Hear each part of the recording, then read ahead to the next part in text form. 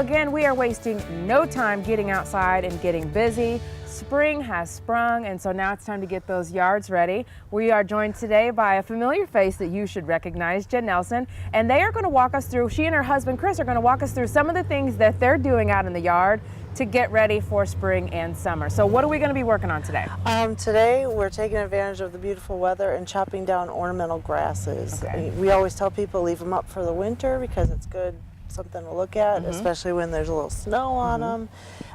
It is key though to get them chopped down before they start growing again in the spring, because that gets to be just a nightmare of trying to trim it out. Sure. And they can leave kind of a mess even after you chop them out. So my husband's chopping them down, and then he's going to burn the stubble. Okay. So it's kind of like burning the prairie kind of thing. There we go. And it's totally legal in town as far as I know. Okay, so walk us through sort of the technique and what folks at home need to do.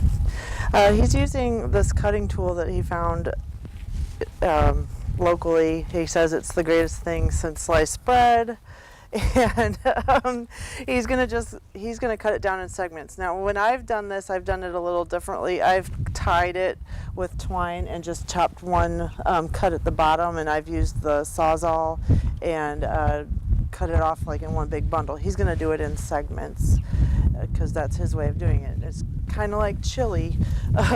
Everyone has their own way of doing it. So Now, once he gets this down, you guys burn it all the way to the ground. Is that what you're yeah, doing? we're just gonna burn out all the dry dead that's left. These are prairie grasses. They are tough. They are designed to withstand all sorts of abuse.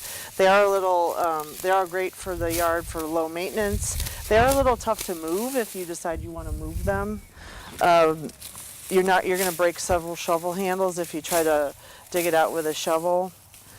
We have used an electric Sawzall actually when we wanted to take some sections of this out and transplant it into the backyard. You can kind of see what's happening with this one is pretty typical. For ornamental grasses, the center is starting to die out. That happens over time. So ideally what we should do after it starts sprouting a little bit and we know what we're working with is to cut out a section and transplant it into the center, probably add some more compost or good soil to the center and just kind of rebuild it.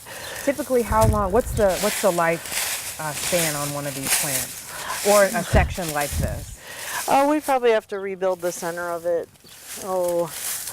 Every 4 or 5 years? Yeah.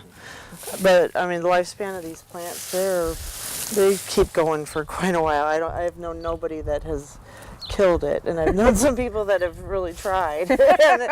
This is one that you really want to be sure it's in a spot that you like it, because it is tough to move, and you will break shovel handles, like I said. It will thrive. It will thrive. It will thrive in Illinois.